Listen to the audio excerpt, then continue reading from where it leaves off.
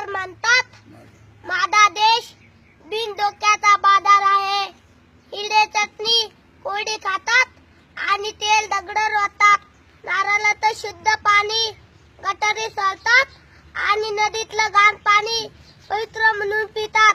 चादर दगड तेढतात आणि माणसाला उघडं ठेवतात.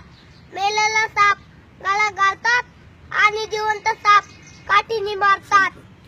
संत गाडगे बाबाची कविता मी आपल्या समोर सादर करीत आहे. किती पूजला देव तरी देव अजूनही पावला नाही.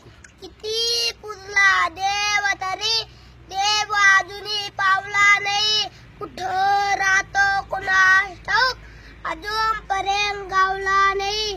कुठं राहतो कुणास ठाऊक अजूनपर्यंत गावला नाही. मंदिरासमोर लुटली इज्जत